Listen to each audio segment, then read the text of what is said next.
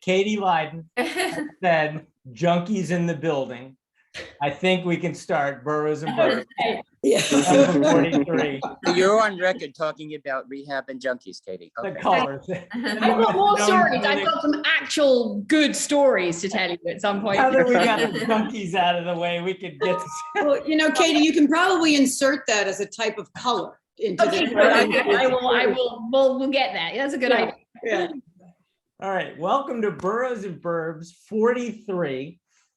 I'm very excited to have this, but I am also sad because my partner Roberto Cabrera is not with us. He's in Calgary this week, and apparently they don't have internet in Calgary, and so he can't join us. So I've asked Lisa Benisby to join me as my co-host this week. This show was her idea, her inspiration, so it's entirely appropriate that I ask her to co-host this and help me come up with some questions. She did, and so I've given you a little bit of an idea of what we're going to talk about, but we can take this in a number of directions because we all seem to think we know a bit about color, but you guys are the experts, and so I guess we can go in any number of directions. Let me begin by hitting share screen and introducing all of you with your pictures up there in your bios. So the first person is Andrea Magno, Director of Color Marketing for Benjamin Moore. Andrea, can you tell us a bit about what that means, the Director of Color Marketing for Benjamin Moore? Hi there.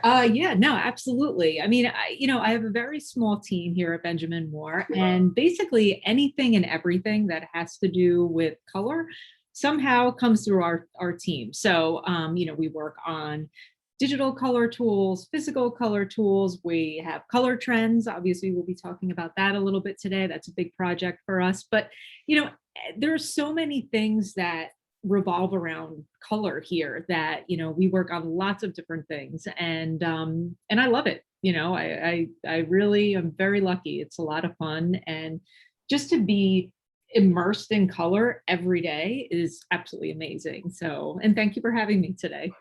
Thank you for being here. So next on my list is Katie Lydon, and you are the interior designer, principal of Katie Lydon Interiors. Are you in New York? Yes. Downtown? Downtown. We're in the cable building in Soho. I've had my business for about 20 years. We do high-end retail interior design. And, I'm originally English, but I've lived here for so long and really consider New York my home. Okay. Yeah. And yeah. Okay. And what do you consider your specialty?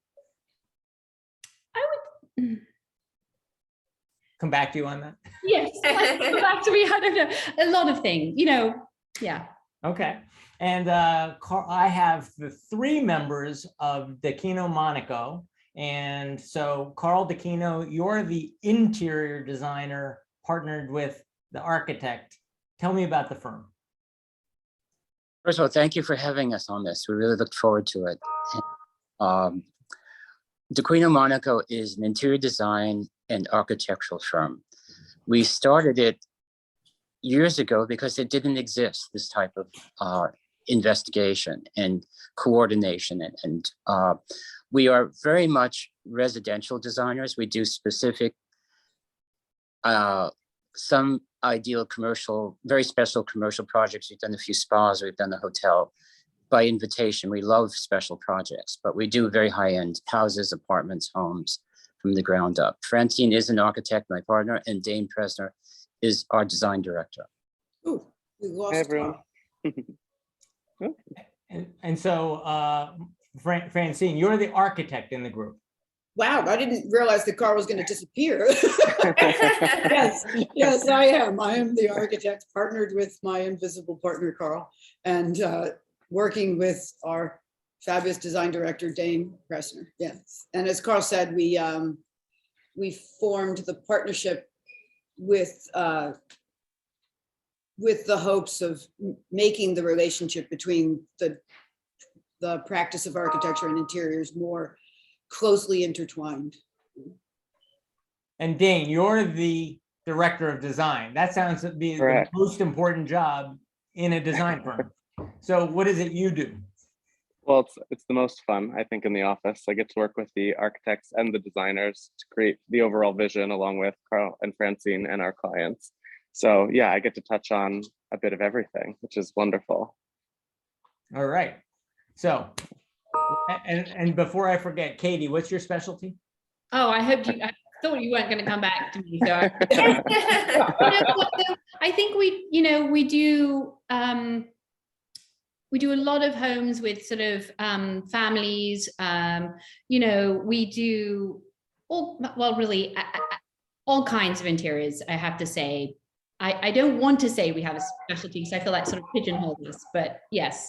All right, I'm going to just put you on the spot as if I haven't already. See that purple wall right there? Oh, yes, Purple yes, wall? yes. Eggplant. So when I say, what's your specialty? I thought you were going to come back and say high color. I know how to use high color. I think speaking in a broad sense of the word. Yes, I do love color, but this particular client was sort of fascinating because she happens to love purple, and throughout the apartment, throughout the home, there are variations really everywhere on purple, and it's a really unusual choice, and it's a very individual and unique choice. I actually happen to adore purple as well, and so it was sort of it was a great experience for both of us because we really explored all the different ways, from eggplant through to royal purple to sort of lilac, all those sorts of, hues of it. I went through a purple stage at some point in my life, and I'm sure my mother said, no, we're not painting your room purple. And I was like, well, then can we go with orange? No. Yes, I think a lot of people were told not to paint their rooms purple. It's not an unusual, I think my mother might have told me, well, I think, isn't that for mad people?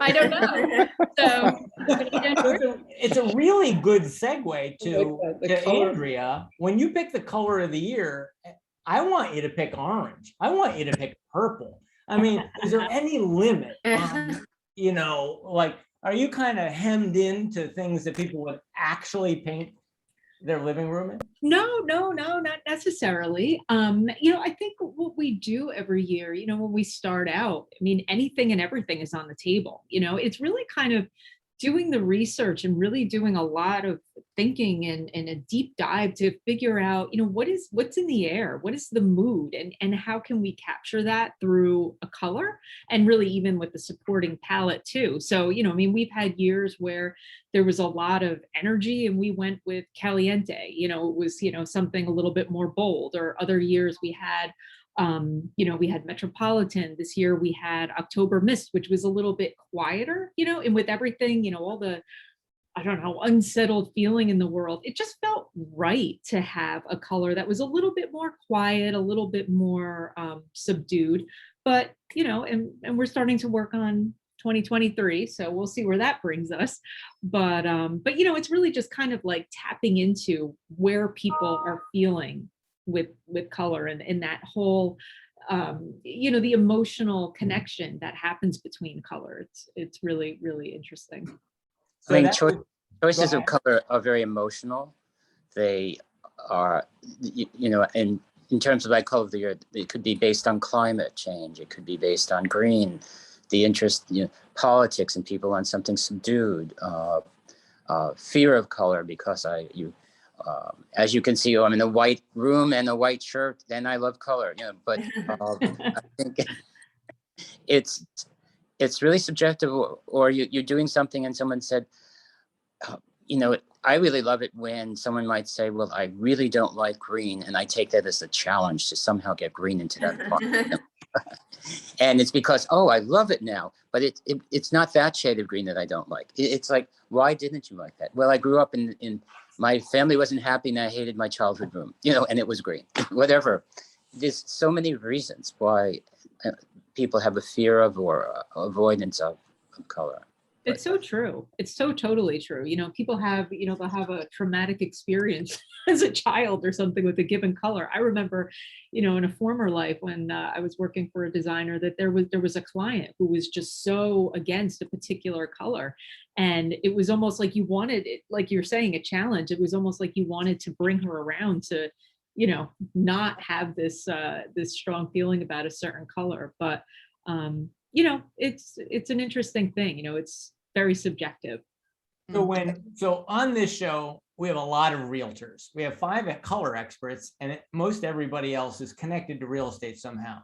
I promise you that every realtor, when we walk into a place that was decorated in 1999, we can tell from the color and the design decisions.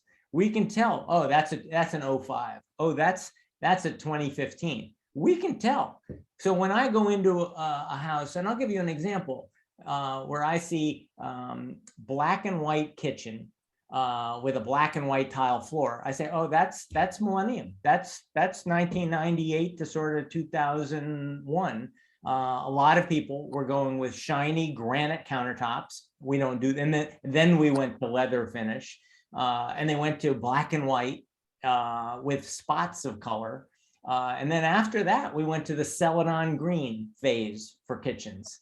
Right? Well, that's the whole problem with design period is you really try to avoid trends because trends date very quickly, and you're walking into something seeing what everyone was doing at that time and date, and that's really our job, or our goal is to not be within the trend, but to be timeless and elegant and sophisticated and dramatic. You asked what's our specialty. I think our specialty is to listen. Okay. Is to really listen, to talk to the client, and to understand them. And we really have intense dialogues with our client. We really try to motivate and to know where they're coming from and what the whys behind it. And it's an interesting process with family therapists often. Really. I mean, if I was to go into a New York apartment and see chocolate walls, I would probably say that came from the early 70s, right? This hasn't been done since the 70s, but it comes back periodically, right? It all recirculates. It all comes back sooner or later. Yes, one of our favorite bedrooms that we did is chocolate upholstery and chocolate paint, chocolate headboard and everything. So it does come Tell back me around. how you got there. I can't imagine you started with, let's do it in chocolate, and the customer said, yeah, that's a great idea. I think there's this trend for like charcoal gray and black and dark that way. So what was next, sort of like in this dark palette, but that was also soothing. And actually that color came from a fabric. It was a wool suiting that was in this rich brown. That was really the inspiration for that. And so we built the room around that fabric. So upholstering the walls and finding the right paint shades to do trims and everything else that accompanies it. So, but that came from men's suiting. Yeah, the client had requested something deep and dark, dramatic. So they didn't come out with a specific color request, but it was something deep and restful and dramatic. What was the response to the result? They love it. The response to what? I'm sorry. Why don't we throw a wrench in, if we throw a wrench in the conversation for a second and say, like, well, is a color really the trend, or is it the way the color was used that was the trend? Because I don't really think colors date themselves. I think it's how you apply them, how you use the tools at your disposal, which is what is the inventive part of the creative process. I'm not going to ever say that chocolate brown is of a certain decade. Really? They don't come in and out. What? They don't come in and out, you're saying? I mean, I think there are colors that are popular at a time, but that space that we designed with that color, or how we use that color, doesn't necessarily have to feel dated because it has used that color, is what I'm saying. Okay. So what I heard consistently was Dane said, well, the client began with gray, but then we asked ourselves, how could we go further? And we arrived at chocolate. And I heard, I start with a white shirt, and then right from Karl, I start with white walls and I start with a white shirt, and then I introduce color. I mean, for years we've been hearing about that the white kitchen is over and the gray palette, right? Gray is the new white, is over, and now it's okay to explore color. That's what the magazines are telling me. Andrea, is that true? Is it now suddenly okay to explore color? Yeah, I think every year a little bit more, we keep seeing this progression of people just saying, you know what, I've done the neutral thing, and I'm the biggest fan ever of neutrals, and I'm very happy in that world. But I think there is, people are sort of yearning to bring more color into their home, and I think people, slowly but surely are getting much more comfortable with it, kind of letting go of, oh, I'm afraid to use a dark color, or, whatever the case may be. And I think they're becoming a little bit more willing to go for it and really, take the chance. And then when they take a step back after the room is done, it's kind of like, oh my God, why didn't I do this sooner? This looks absolutely amazing. I can't tell you how many times I've heard people say, that color is too dark. It's going to make the room look smaller, whatever the, myth, I'll call it, is. And then they realize that that's not really the case, and it becomes their favorite room. And so, then it becomes like a chain reaction to, well, what color am I going to use next? So, and I think also the state of the world that we're living in, I think people are like, I want that, happy color. They want something that's upbeat. They want some levity, so, and that's one of the things that we were really looking at this year is, just encouraging people to have fun with color, don't feel so confined. Be brave, make a few braver choices, rather than sticking to what or what feels sort of, safe. Yep. All right, so since you said be brave, and I know the color of the year is October mist green, let's talk about that green room on the screen in front of us now. That's something that you did Katie, on Bleecker Street in New York, and it's got green walls. And so I guess, is this what Benjamin Moore was imagining when they said, you know what, we're going to get away from, white walls. We're going to go with October mist. We think that this is going to be able to be a calming color in a turbulent world. And this is what a designer would do with green on the walls of a Bleecker Street apartment. Yeah, I mean, I think we were looking for something that, had some color to it, but still could play as a neutral, and, really kind of like bring people closer to, bringing more color into their home. And I think, it's almost like starting the conversation with colors that people are comfortable with, and not that we want to go down the, green in nature and, all that cliche kind of stuff, but it's just kind of starting from there and then encouraging them to, bring in other colors through different fabrics, different materials, the whole layering element of it, and really kind of pushing it and seeing where they could take it, just being creative. It doesn't, I always say, it doesn't matter what your friend did, what your sister did, what whomever did. It's just really like take a deep dive into what's meaningful for you from a color perspective, and really, your home is your home. Bring it to life. Have fun with it.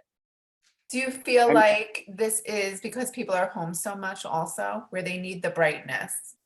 Yeah, I mean, I'd be interested to, hear what everybody else thinks about it. But what we've been seeing is that people, have been at home so much, and they're looking around and saying like, all right, boring. And they want to bring more of that in. Or even, it's just that they haven't refreshed anything in a while. And maybe, everything is looking very 2005. And they're like, wow, where did the time go? It's time. I need a fresh outlook. I need a clean sweep. And, color is just such an amazing way to be able to just change everything relatively easily. You don't have to go through major construction or anything like that, and it'll just really update the whole look of the space. Right. I agree with that. We had Christopher, I'm going to turn to Scott Hobbs in a minute. He builds big, expensive houses and fabulous apartments. He's a builder, but I want to start with Christopher Peacock. Christopher Peacock is a kitchen designer. We had him on the show about a year ago, and we said, what are you most famous for? And he said, designing the white kitchen. Before Christopher Peacock, all the kitchens were done. If you had oak cabinets, you wanted to show off your oak. And so you didn't paint them. And if you had stone, like on the wall behind Scott Hobbs, you showed it off. You wanted to show off your materials. And white cabinets were considered cheap. And so it was a way to signal quality in the kitchen or in construction by showing off your expensive materials. I know when Scott builds a house, we can either do white gutters or we can show off with copper gutters. But if we really want to show off, what do we do, Scott? No, you got to unmute. I think there, go ahead. Well, I mean, you have lead coated copper and stuff, but the white gutters are not that common on these houses, but. Lead coated copper, that's the really expensive stuff. So I say that because as realtors, we're already trained. We're like, oh, copper, yeah, quality, white kitchen, yeah, yep, that's a white kitchen, that's good. Oh, stainless steel appliances, yep, that's quality. So talk to me about how we signal how do we signal certain things with color and with materials? When is it okay to paint the cabinets white? When is it okay and not okay to paint the walls orange, chocolate? How do we signal things with color? I think you have to just do it. Just do it. Well, if you're living with it, you have to design the space for you and your life at that time. I think we always say that. And it's really important to not be afraid and just live in a white box because you're necessarily worried about resale value at the time. But how many years are you going to be living in wherever you are, that color would be of enjoyment, and bring you that happiness. Do your clients ask you what I'm going to ask you, which is how long before I get tired of these chocolate walls? Mm-hmm. Or how long before I get tired of October mist? I feel like it asks a lot, when you're making a bold choice, It's hard to say how long are they going to Also, look at the, I was just going to refer to the other project that's on the, your image board, sorry, the invite to this, the Central Park South project that is intentionally, if you scroll all the way up, it's intentionally kind of turning its back on what are those typical signals that are, of luxury apartments in New York. It doesn't have marble countertops. It doesn't have, wood millwork. It doesn't have wood floors. I mean, this is actually trying to completely create luxury with materiality that is not what we reference as luxury materials. And what might not be clear, not to interrupt you, Francine, but that is a kitchen that we're looking at. Right. I am so keep going on this. I love this train of thought because I am so tired of Carrara marble in the kitchen. Carrara marble is not even white anymore. It's gray, but it's such a safe choice that it's what people do. And this is so exciting, but in a non-traditional way, and yet it's a white kitchen. I mean, right. And the apartment has a luxury of space. I mean, it's a vast apartment and just very open. You can't even necessarily tell from what photos are indicated here, but the floors are a poured pigmented polyurethane, just seamless, that runs throughout the entire apartment. So the whole idea, as I said, was how can we challenge what is the typical paradigm, right? And yet you went with a very subtle palette. You screened back the Lichtenstein and took color out of the Lichtenstein. Right. Well, the client also had an amazing art collection that was very colorful. So the entire apartment becomes a background for that. So the whole apartment is this shimmering white, gray, and charcoal palette. I love that bathroom. I love your bathrooms. Are bathrooms an opportunity where the client, I don't know, like me, says, well, I don't know if I can go with a red living room, but we can do a chocolate bathroom or a red bathroom. Do we end up compromising on color where people just say, I just can't bring myself to do it? Well, I do think there's always the colorful powder room, right? Everyone is comfortable having you could have, whether it's dark color, bright color, wild mirror or accessories, but everyone's comfortable with doing that in a small way. Yeah. I think we try and, I'll start with smaller things in larger spaces. So, okay, you're not comfortable with a red living room, but what's the next largest thing in the room that we could bring color into? Like, is it a red sofa? Or maybe you just end up with a red ottoman, but like there's ways to start integrating color in different scales. as well. Okay, I like it. So do you think differently about your public spaces versus your private spaces? Your bedroom and your powder room versus your living room and your dining room? and your You kitchen? think more of a modulation of color as you're walking through the space. You're thinking it's not that that room is specific. It's a total story. It's progression from the vestibule to the foyer to the gallery to the living room. If it's a large apartment, it's a progression that draws you through, and we use color to do that. So even if it's a neutral apartment, and even if it's an all-white apartment, if it's an all-white apartment, we modulate the white, we modulate it with texture, we modulate shades and finishes of white and textures of white. So it's not just a matte white, you know, it's to somehow make the experience richer in some way. And, but it's not just, oh, we can use color in this room and not in that room. No, it's a total story of the lifestyle, of the life, and how you walk through the spaces and are drawn through them, I feel. And All right, Andrea, I see you nodding. I have to think that Benjamin Moore sells at least 75% of everything is white. And Karl just said, "Oh, it's not always just matte white, you know." But I worked at an ice cream shop once, and 75% of what we sold was vanilla. Mhm. No matter what, no matter what Baskin Robbins was pushing that month, Is there, we sold a is lot there of a vanilla. top seller at Benjamin Moore? Is there a top seller? I would say it's usually White Dove is Okay. usually like, that's usually number one, or Really? Still, that was true when I was a newlywed. hmm. It was like, oh, white dove, I know what that is. Yeah. I don't think White Dove is going anywhere from, you know, the top of the Okay. charts, although Revere Pewter gave it a good run for its money. You know, Oh, think I that's love that probably- color. I love that color. I was going to say, I love Yeah, that color. It's great. Yep. Yeah, no. And then let me think, Chantilly Lace, that's another Yeah. one, Yeah. obviously up there. But you know, more and more, I think, you know, there's Hail Navy, you know, is like Use Hell. I like Hell top Navy. 10. Yep. Yeah, love that one. But I think that kind of, you know, is a commentary on the fact that people are, you know, like, oh, it's not taboo to have navy blue walls, you know, thinking Yes. about, you know, average person that I is heard Navy is so in, it's already out.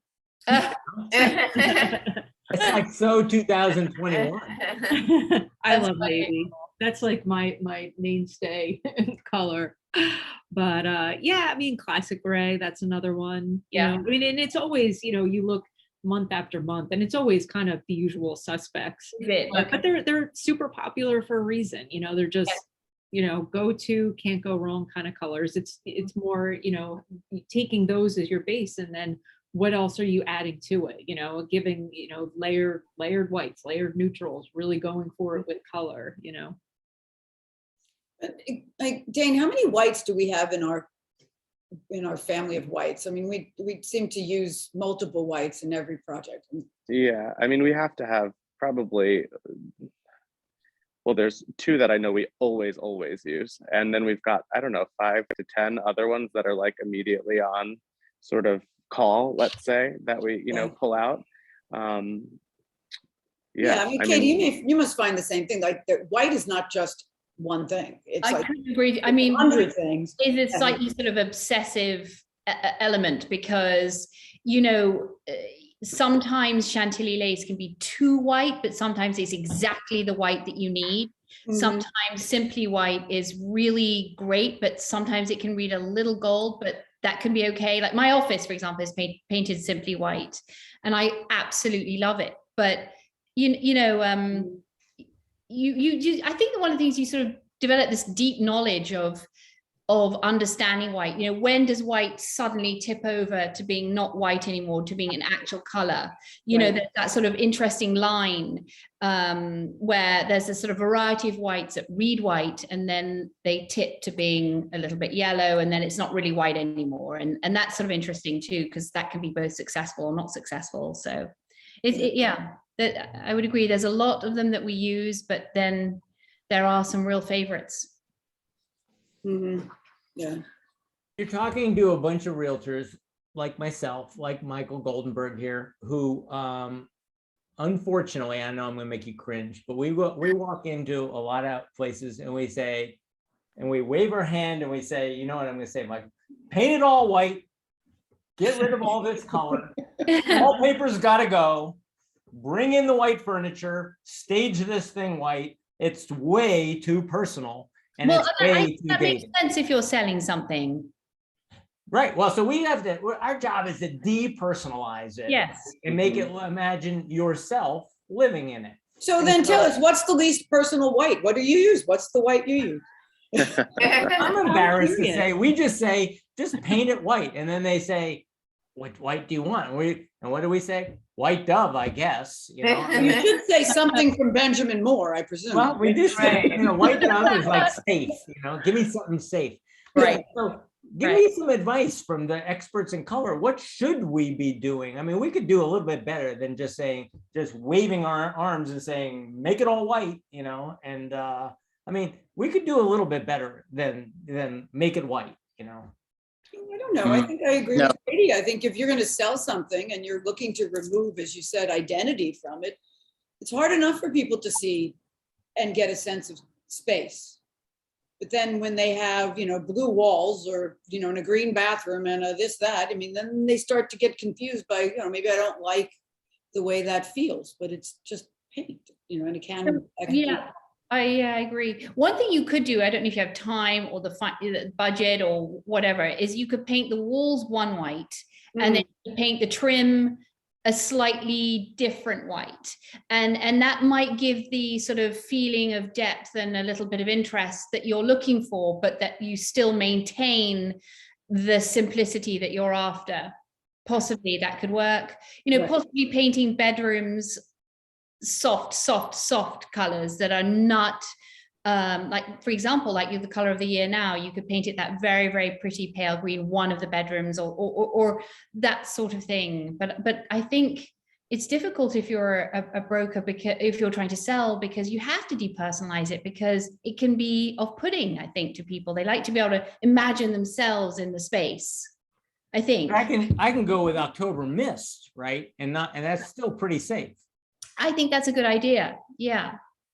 You do. I'm still depersonalized, right? But it looks fresh and current and Right. contemporary. Remember, sometimes I'm selling a 1954 split level and I'm trying to do something a little bit more than just white. I want to depersonalize it.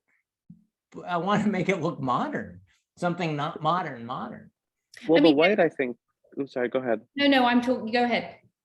I was gonna say, I think like the white just became the default. I think, you know, if there was one tone of color, kind of like Katie was saying, though, that could be used throughout, that would give it a richness, you know. So yeah, you could just, you know, use that throughout all of the rooms also, rather than just white dove or dove white, you know, it could be just a softer tone throughout. So it comes back to the question, color of the year, how you pick color of the year. And when is it okay? I mean, and if you said orange, I'd say, oh, I can't do this split level in orange. But when you give me something like October Mist, I think, yeah, maybe we could do that. Yeah, we could do October Mist and be a little bit more edgy than white. Yeah, It's not that it's edgy. It's a little more welcoming. It's a little softer. Mhm. It's tone, and there's a warmth to it. There's a welcomeness to it. And you're seeing it as a modern edge, even if it's a traditional home. Paint it all out. Paint all the moldings out. Paint the crown out, and don't forget the ceilings. You could put tone in ceilings. You don't have to be white in your ceilings. You know, Is that we what often you wanted, Andrea? Is that what we often put a for blush. welcoming? We often put a blush in our ceilings of pinkish. You oh, I know. love Oh, that. you do? I love that. Pretty. You know, Whitewater Bay is our go-to white with a pink undertone. So that's Yep. like on pretty much every ceiling in our projects. Is Whitewater Bay? That's cool. Yeah. Is that Yeah. OC 70? I think. Yep. Yeah. I love Although I that. get That's like the best takeaway of the hour right there. It's like, I mean, I've never actually given ceilings much thought. And you're telling me that you have a go-to ceiling color and that it's important to add a little bit of pink and go with the white. It can really, it could really change the room, especially how the light, you know, having warmth, that particular color, this sort of like warm pink tone on the ceiling changes the whole envelope of the room, but the walls can still be white. you know, so it does add a little interest, and people don't really quite understand, you know, what's going on until you tell them in a way. Like, I mean, you're not going to pretty tell cool. them I'm doing a pink ceiling for you. You're not No. saying, but there's a blush in it. There's an undertone in it. Also, you know, you do have to put color on the wall to experiment and to see it, because every room and light in every space is different. So you may want to do some mock-ups before you go through a whole to-do. Although if you're just generally cleaning it up and depersonalizing, I don't think you have to go through that level. You know, but So if what's you, going I on have to- behind, what's going on behind you, Karl, before we cut away? That's not a pink ceiling. say that again. That's I'm not sorry. a pink ceiling, but I see that the walls are different from the ceiling, yes? The walls are, yes, the walls are a gray. I forgot the color number. Dang, I don't remember my number. Yeah. I have no memory for numbers. All right, but it's a loft apartment. Okay, Okay. yeah. It's beautiful. And the walls are tone and the ceiling is white, and it's not a blush of white. Gotcha. Well, I have to admit, I have a pink ceiling in my bathroom There you go. with striped walls. So only took the risk in the bathroom. So let's come back to color of the year. How do you know when you got it right? You sell more paint, or the response from the magazines is overwhelming, or everybody says, wow, that's awesome? How do you know? All of the above. I think it's kind of all of the above, you know. I mean, it's kind of like, what's the response? You know, I mean, we've had years where, you know, people are just, you know, we see the sample polls and so forth really increase, and, you know, you just see that people are really like, oh my God, this is a great color. But then we've had other years, you know, where it's a little bit more a love it or hate it kind of thing, and that's fine.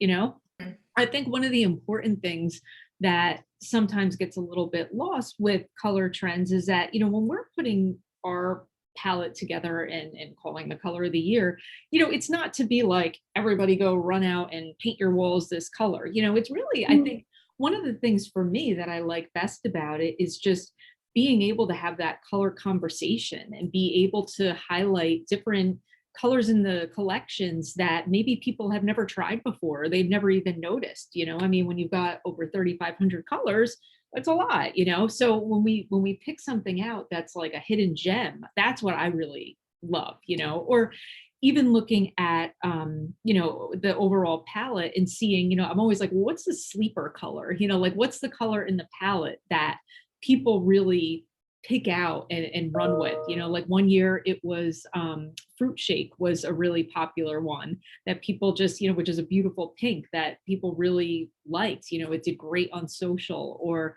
another year it was Bow Green, which was kind of like a deep teal, and it was just this really like rich, beautiful color. So, you know, for me, it's not so much, you know, making a trend declaration or anything like that. It's more a matter of just bringing new ideas to the surface and sharing it and having that conversation. That's what I like the best about it. Do you pick it, or a team picks it? And is it subjective or is it objective? It's a team, you know. There's a lot of conversation, you know. Sometimes we'll have, you know, a grouping of colors and we're like, this is it, this is great, we love it. And then the next day we come back and we're like, what were we thinking? And then we just kind of keep tweaking it and refine it and you know, finally land in a place where we all feel really good about it, and it reflects the different ideas and research and influences that we've brought to the table, you know, which can come from anywhere. So, you know, every Michael year. Goldenberg, you had unmuted yourself a minute ago. Are you about to tell us about the yellow in that sweater and how that's? I wasn't, but if you insist, I can do it. But I have to have a disclaimer here, because I know Fran for a very long time. Fran's brother, hi, how are you? How you doing? Actually, Fran had done some drawings for my late wife and I in our apartment, which was about 20 years ago. Good God, So, really? And Fran's sister-in-law was my late wife's best friend. So I have to be very careful what I say here, because this can travel many a mile. Into the deep and when I depths got of up Long this- Island. That's where it could travel. Exactly. Actually, when I got up this morning, I didn't realize we were doing colors. I just happened to have pulled this out of the closet. But interestingly enough, I don't know whether it's still a shade, but the ceilings in my house are wedding white. Which I am sure is a Benjamin Moore color, or was a Benjamin Moore color, because it's the only paint that I use. The house has been painted many a time. But we have used shades of green. We have used shades of yellow. Actually, if I remember correctly, there was a color corn silk that we used. And the ceilings are always a different color than the walls. And in my place in Florida, it's all white. Don't ask me what color white, because I didn't paint it. I just moved into it. So I happen to believe in using a lot of color. That's why I'm wearing this sweater, as opposed to white or just black, even though black makes me look thinner, I've been told. So that's my input about color, John. It's not finances, so I have very little to say. Angelica asks how we should think about gloss, semi-gloss, and flat. Anybody? Well, that was my next point, is finish. The finish of the color is as equally important as is the color choice. And sometimes it's just based on wearability. You know, is it a house full of children and you have to wash the walls sometimes? Or there's a lovely quality to matte, but you can't really clean it very well. You know, satin, you have all the levels of finishes to gloss. And gloss, you wonder, is also how well it's applied, because gloss should really be applied quite expertly, I feel. You know, and then you also have the different brands within the brand of. So, I'm sorry, I lost your essence of the question. You take it, Dane. Fran, go with it. I live in an antique, and I said, I want high gloss. And they're like, you can't have high gloss. Your bumpy walls and your, you know, and all your cracks will come out with you have to go with flat. So do a high gloss door, you know, do a high gloss front door, then, you know, Embrace the bumps. right. Or embrace the bumps. I like that. I'm going to write that down. For my wife. Embrace the bumps. That's a good one. I love that. Tell me some of your favorite colors of all time. I think of iconic colors like Tiffany blue. When I say Tiffany blue, everybody knows exactly what we're talking about. When do you take it? I mean, can you talk to me about your favorite colors, your iconic colors? We've talked a little bit about Chantilly lace, and we talked about Simply White and Whitewater Bay, but talk to me more about these iconic colors and what makes them iconic. Well, something that's fun to us, particularly pertaining to Benjamin Moore's, they invited us to create our own Dequino Monaco color wheel. And we all sat down and chose, how many are in the wheel, Dane? I lost the numbers, but. I know, I can't remember now too. It's probably 30, I think maybe it was, I can't remember. You know, it's sort of our iconic colors that we've fallen in love with through the years and kind of fall back into. And I mean, you could say some of the names, I'm bad at it, but and yeah, I mean, our the point, it was a wheel. That was, I mean, Karl, that was a whole color wheel. So it had every range, every piece of the spectrum in it. It had grays, it had blues, it had greens, it had reds, and so it wasn't like a singular. It wasn't just this color, yeah. Yeah, right. which is hard. I don't know. I don't think we think that way, really. I mean, I don't know, Dane, you're better at maybe having icons in your mind. I'm more the generalist, I think. Well, it's funny, just in my own personal life, there are two colors that I've found myself going back to a lot. My entire house is a gray called Cheating Heart. Almost every room has a wall or walls, or the entire room is painted that. And another color that's new, which is sort of this, I don't even know how to describe it. It's a green, it's a gray, and it's a blue called Knoxville Gray, which is also a very rich and deep color. I'm drawn to sort of darker, deep tones, like even like what I'm wearing. That sort of has crept into many of our projects that I'm very interested in right now. Well, I think that the way you describe that color is something that often that we gravitate towards is a color that has a variety of spectrum in it. So even the way we were talking about whites, how they can lean to a pink or lean to a yellow. Well, the colors that we tend to select, and when we choose a whole palette, they speak to each other. So sometimes when you put a color next to another one, it's the hints of blue come out. It's totally different. Another yeah. one, the hints of red come out. And that's what really gives the depth and richness and layering to the full spectrum of a room. Yeah. I had an antique, a 1937 antique, when we were newlyweds, with a slate roof. And we took great care in picking a group of greens, very much like your October mist. And we did a salmon door, a salmon front door, and this classic 5-window, colonial in downtown New Canaan. And people would periodically come up, knock on the door, and ask us for the color. They would ask us, what number is that? And for all of them. And you're right, Karl. It did matter that some of them were that we used different finishes. So some of them were gloss, some of them were semi-gloss, and in order to get the right shadow lines and have the correspondence between the two be correct. I'm not an expert on how to talk about color, but every piece of molding was a corresponding color that worked with the next one over. And so but the salmon is what arrested everybody, and people would actually stop the car and come up and knock and write down the color of this, what I call salmon. My wife would be horrified if I said salmon door. What did you she call think it? salmon and you're like, oh, that's awful. But to me, it eventually kind of faded slightly to a salmon, and then she had to go repaint it because you couldn't hold up with just the right color of pink, of salmon, over time. So anyway, It makes me want to think, like, Andrea, maybe Benjamin Moore needs to get some signs that are, when contractors are doing a project in the suburbs, they put their sign on the lawn. Maybe needs to be a Benjamin Moore sign. This house is painted with, and then you put the Benjamin Moore numbers on it. It just lives there for a few months when it's completed, and then Not a bad be idea. perfect. They can give them out at Home Depot, or When's the last time we've used salmon or peach? My God. I'm dying to use it. Years and years and years ago, I did a turquoise high lacquer door in Palm Beach, and it stopped traffic. It hit the newspapers, and they wanted us to repaint it. They hated it. It was like cars were driving by. It was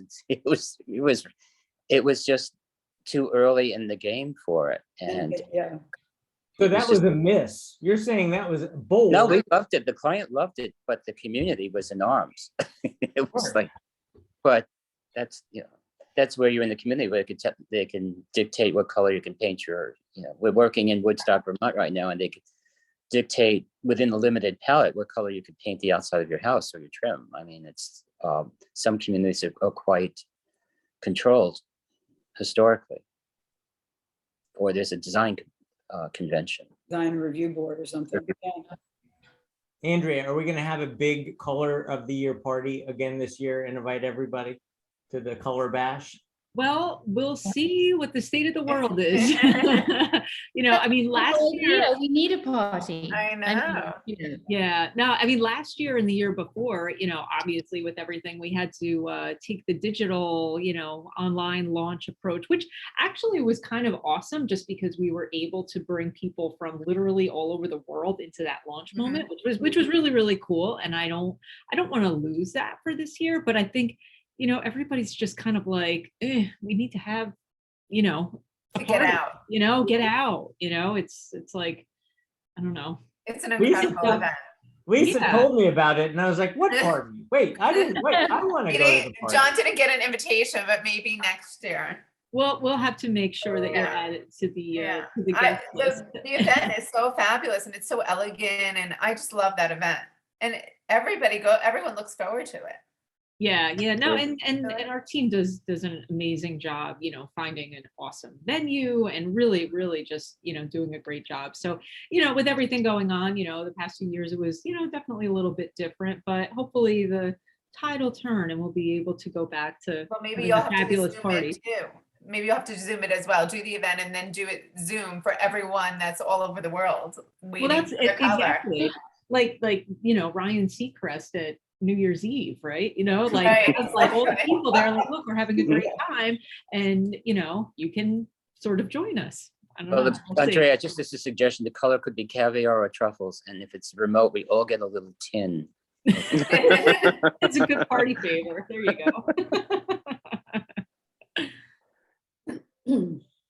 Yeah, so I want to know, I mean, you did green and it was and they described it in Elle Decor as sort of a sage green. And it was, I think, similar to the previous year.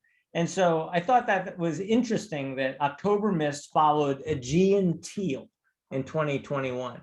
So the casual observer might call this a trend. We're moving into greens and we're getting more comfortable with greens and we're in the green phase. Are we in the green phase? I mean, I think for now, I think green, we've been seeing, obviously a lot of it, in different rooms, using it in different ways, millwork, different things like that. But, it's kind of a progression, right? Like what's next? Where are we going? How are we moving through the color wheel, So it's always interesting to see, what's kind of percolating. So when are we moving back to chocolate? Well, John, right now we're entering spring in a month. We're all looking for it. So green is a really appropriate time. It's really, and we're all talking about climate so seriously. I think it's a reflection of many things besides just the emotion. It comes from different areas, I think. Well, when Lisa and I were talking about questions for this hour, she did talk about how she feels, and she talked about, mood. You're talking about season, and so I think that's, interesting to me is, how long are we talking about? You can't talk about color without talking for too long about over what period of time. Is this color going to last me through this mood? Is it going to last me through this year? Is this going to, or does this speak to me about, as you said, spring, this season? That guy probably painted his turquoise door probably with in mind that we'll try this for a while and then we'll change it to something else, right? Never changed it. We never changed Never it. changed it. And it came around to being much loved. But initially, it really caused a controversy. The local paper was really upset. So my question is shelf life of a color. Or is it like, at least I think shelf life, how it makes me feel now? Because I can always go buy another gallon of paint and paint it out and change it when my mood changes. well, if you paint the outside of your house, you're not going to want to change it constantly. It's a pretty expensive ordeal to go through. So you want a long shelf life. You want something that will be enduring and actually get richer over time. And I think that's what you want with your interiors as well. It's just avoid trend. It's just avoid, avoid what you see everyone else doing. I'm not really sure. We just kind of run away. And sometimes color will speak to you. It's kind of, when you look at it, it resonates really deeply and you're like, gosh, I just love that. And that's often a very good way to know if you're in the right direction, when it's just feels and you just love it. And it's something hard to explain why, but you just know that you can build your life and your room and your sort of experience in a really sort of good way, because it's independently of anything else. It's just something you really love. Yes. All right. I love this tie. I love this color. There But you I go. would not paint my door to this color. Right? Well, mean, if you want to answer to your wife. Yeah. Do you even have a color? Do you even have of those 3,500? It's probably, you don't have these colors, right? On that. This is not something I could do on my door, right, Andrea? Oh, no, we could. Oh, yeah, we could do oh, this? yeah. That would not be a good sure. idea, though. I mean, right? it might not. I feel like a little yellow door would be okay. Oh, yeah, it'd work as long as you put that pattern on the door as well. I feel like that would be that could work, You guys are scaring me now, because now I don't even know. There's no grounding here. I mean, if you could put this on the door. Well, maybe the thing that we've discovered is that there are no rules to color. Yeah, you're I agree. scaring me. You're asking a group of designers to give you, to limit themselves in their creative. Yeah, we just can't do What it. we want to do is find an unlimited grounding for a creative. Is it ever John- too much? Is it ever John, too what much? color is your, John, what color is your car? I happen to be driving a red car right now. What's the There you interior? go. What's the interior? The only interior they let me have, black. Oh, it's red and black. Okay. Tesla only comes in red, white, black, right? And blue, red, white, and blue, and black. They only come in 4 colors, So I got the most racy, colorful one I could. I mean, but if they offered me a Tesla that looked like this, I don't think I could do it. No. Mm-mm. And that's why I'm wondering, at what point is Well, the but you color can't really hear an them accent coming. You might as color? well see them coming.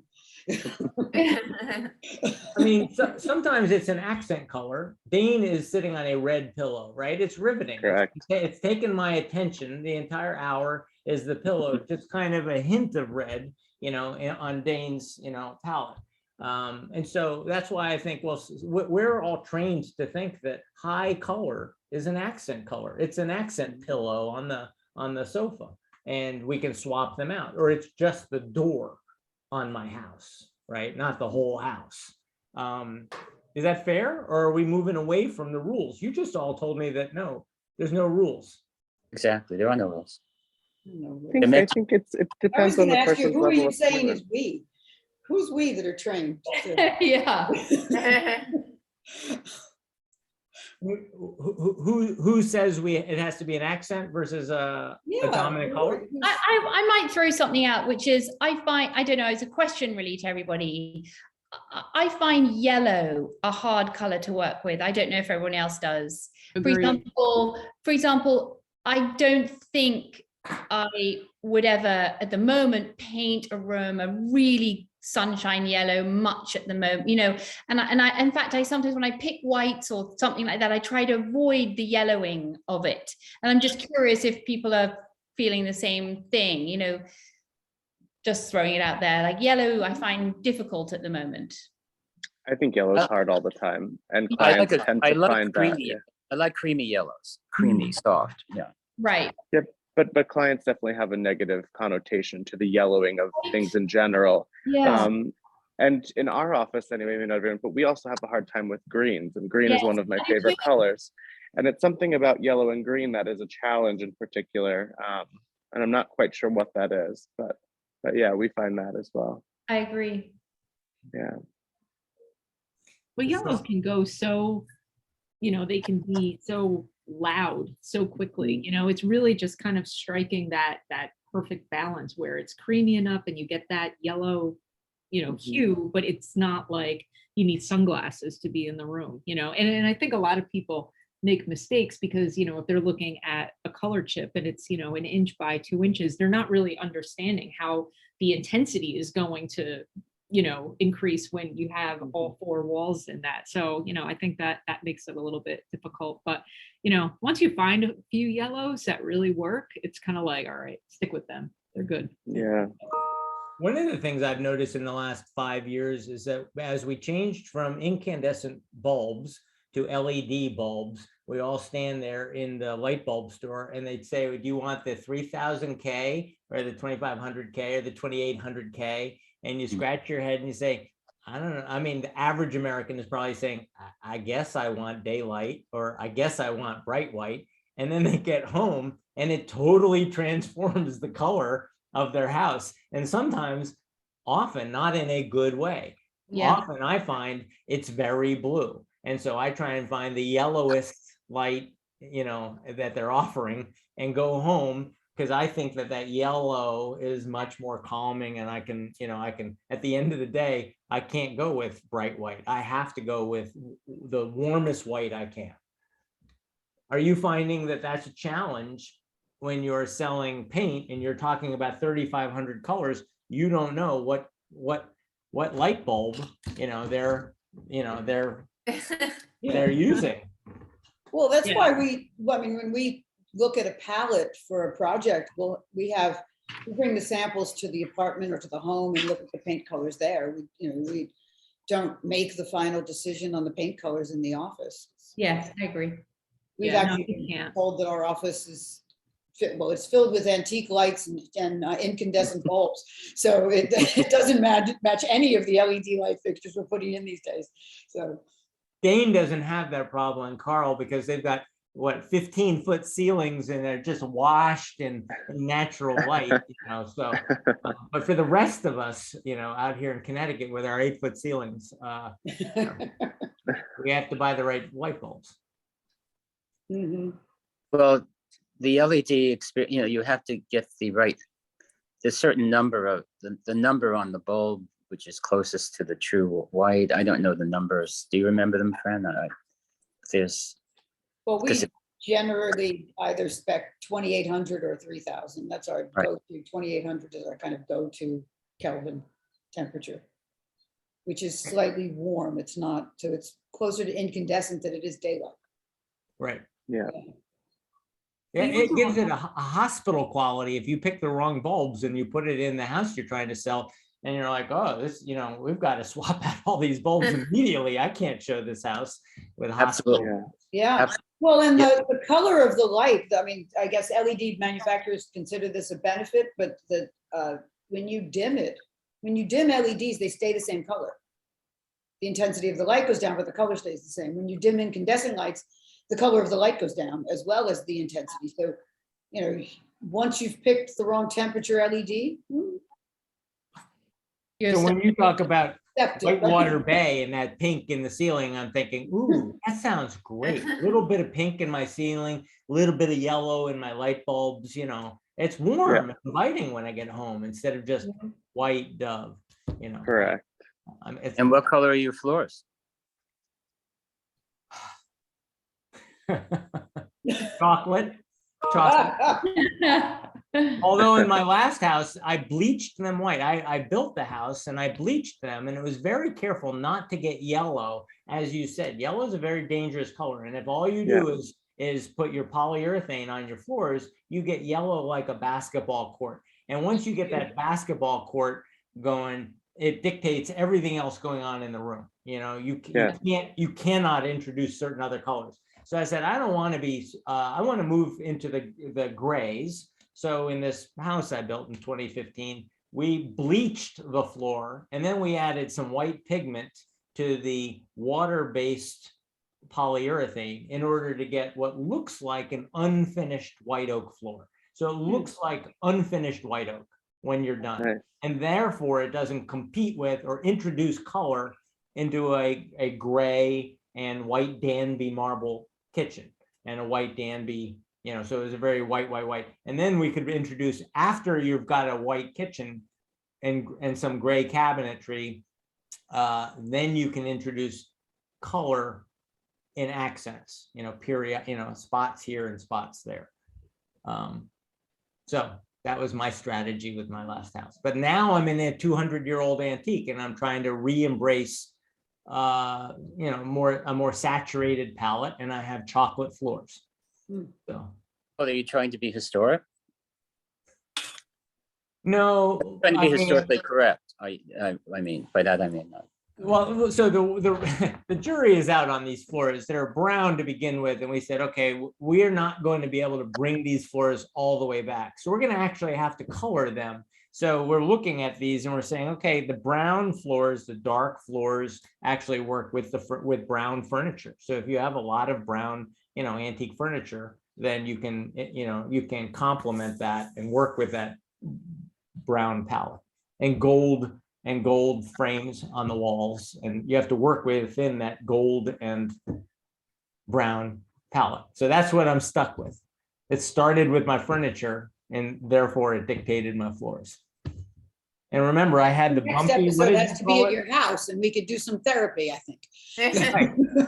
Well, I certainly think if Katie came and tried to introduce eggplant, I would have a moment of pause, and then I would say, really? Could we do that?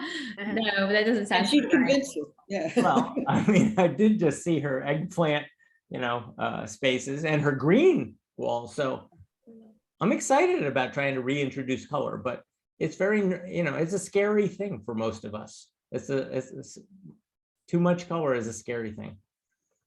Yeah. Glad we have professionals like yourselves to take us through it.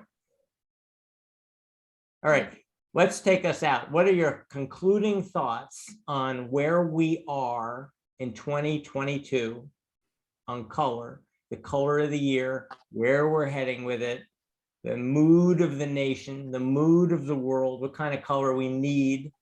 What are your thoughts on color? Anyone? Wow. There is something though that I'd love to ask Benjamin more about color, which is I've often wondered, it's so difficult to get an interesting gold paint that works, that just, I've never seen one. And I've never seen a silver, and I've never seen a metallic, and I've never, and that looks good. And I actually love those colors and love that sort of material and all of that. And it'd be kind of interesting. I've just never seen it work other than if it's a sort of specialty painter that's like leafing something and it's really sort of, but I wonder if there's any way to do that in a way that could work. I don't know. I'm just throwing it out there. Yeah, it's actually funny. We were talking along the same lines earlier, talking about, metallics and being able to capture like an amazing gold, an amazing bronze, that kind of thing. And it's just Champagne, so hard. It's so hard. It never quite hits it exactly right. So I am totally with you on that. And I don't know, I don't know if it's like, it has to be some kind of technique or a layering. I don't know what the answer is, but I totally agree because, we've been seeing just a lot of, beautiful metals and so forth. And it's like, oh, I want to recreate that, Well, I'm going to be really chintzy. When I was a student, we would paint like the cast iron radiators, there's those metal paints that are radiator silver or in gold. Yeah. Yeah. And I don't even know if they were Benjamin Moore then, but it's not a fancy color. It's not, it's just, it's all about also the technique of how one does apply paint, and it's very important. I think you're right. We take different chances when we're young, when we're in our 20s than we do when we're, of a certain age. And I do remember being a newlywed. Tell me if this is true of others, Andrea, but as a newlywed with my wife and no money, right, and $50 in the bank account, we would go and buy paint and we would sponge paint the walls. That was the era when sponge painting was in. And we saw it in a magazine and we're like, we can do this. And I remember buying a green and like a yellow and a white and just having fun with color as a newlywed, because we didn't have any real money to go out and buy, great stuff. So we tried to compensate, with color. And, that was a great time when I look back. And did you love it? Did you love it, John? I did love it. And, and it only had to last for a year or two or whatever. And then you can change, what? That's the beauty of paint. You can change your mind and you can go do something else next year. I do remember back then, those floors were awful. And they're like, you're never going to get these floors on this antique back. And so I bought the black high gloss and the white high gloss. And we painted each stripe, black, white, black, white, black, white. I didn't have the money for vinyl tiles, but I had money for paint. And so I just painted the floors and the lines were already there to follow. So I think it's a great opportunity for people who don't have any money and people who are, young and bold and want to experiment. I think it's great that you have 3,500 colors for us to go, dive into, the swimming pool of colors and just have some fun with it. I can't quite have as much fun at my age. I turned 55 this week, and I have to say that we're not sponge painting the walls anymore, but maybe we should. Maybe we should. And that's what I think for, for this year, and, just encouraging people to have fun with color and be creative and don't worry about rules and just, go for it. Like color can be it can bring you joy. It can be, really make you feel fantastic. So, go for it. That's what I think, That's what I'm saying. Totally agree. You can go for it, and because Andrea will give us a new color of the year next year, and we can just take it out and try something else. It's not that deep. It's just paint. I love that. Well, thank you all so much. This has been a really great. I loved It's Just Paint and Go For It, and some of the other things I learned this hour. Thank you, Lisa, for bringing this together. Yeah. This was awesome. Thank Thank you you very both. much. Yeah, Thanks. lovely to meet everyone. Yeah. Delightful. Here. Absolutely. Well, Andrea's going to throw a party, and we're all coming in Yes. to celebrate color. So October thank you, at some everybody. point. Thank you, Carl, Dane, Francine, Thank you. and Thank Katie. you. Thank you all Thank you. very much. John. You. To everyone. Thank you. Good night. Bye. Bye. Happy spring. Mhm.